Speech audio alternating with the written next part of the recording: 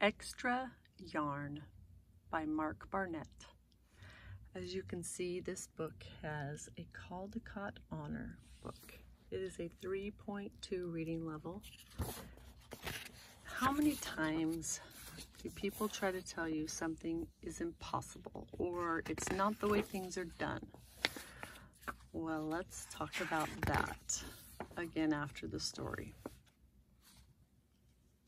On a cold afternoon in a cold little town where everywhere you looked was either white of snow or black of soot from chimneys, Annabelle found a box filled with yarn of every color.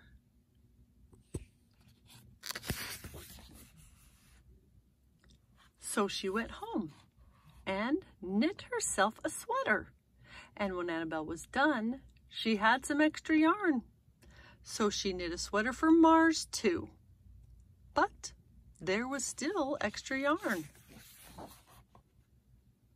And when Annabelle and Mars went for a walk, Nate pointed and laughed and said, "You two look ridiculous."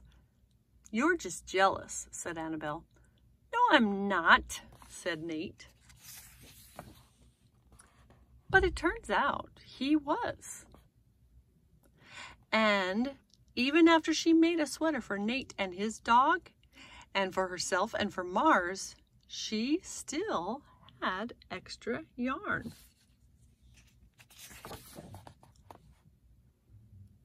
At school, Annabelle's classmates could not stop talking about her sweater. "Quiet!" shouted Mr. Norman. "Quiet, everyone! Annabelle, that sweater of yours is terribly distracting. I cannot teach with everyone turning around to look at you." "Then I'll knit one for everyone," Annabelle said, "and so they won't have to turn around." "Impossible," said Mr. Norman. "You can't." But it turned out she could, and she did, even for Mr. Norman. And when she was done, Annabelle still had extra yarn. So she knit sweaters for her mom and dad, for Mr. Pendleton, for Mrs. Pendleton, and for Dr. Palmer, and for little Louis. She made sweaters for everyone, except Mr. Crabtree, who never wore sweaters or even long pants, and who would stand in his shorts with the snow up to his knees. "No sweater for me, thanks," said Mr. Crabtree. So she made Mr. Crabtree a hat. And even then, Annabelle still had extra yarn. So she made sweaters for all the dogs and all the cats and for the other animals too. Soon people thought soon Annabelle will run out of yarn, but it turned out she didn't. So Annabelle made sweaters for things that didn't even wear sweaters. Things began to change in that little town.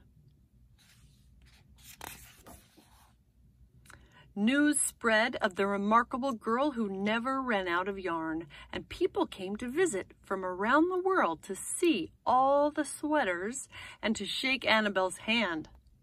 One day, an archduke, who was very fond of clothes, sailed across the sea and demanded to see Annabelle. "Little girl," said the archduke, "I would like to buy that miraculous box of yarn, and I am willing to offer you $1 million. "No, thank you," said Annabelle, who was knitting a sweater for a pickup truck. The archduke mustache twitched. $2 million, he said. Annabelle shook her head. "No, thanks." $10 million, shouted the archduke. "Take it or leave it." "Leave it," said Annabelle. "I won't sell the yarn." And she didn't. So that night, the Archduke hired 3 robbers to break into Annabelle's house. They stole the box and took it to the Archduke, who set off across the snow and sailed over the sea. Back to his castle. The Archduke put on his favorite song and sat in his best chair. Then he took out the box, and he lifted the lid, and he looked inside.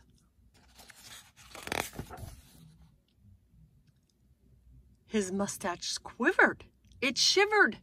It trembled. The Archduke hurled the box out the window and shouted, "Little girl, I curse you with my family curse. You will never be happy again." Landed on ice. But there it goes. There it is.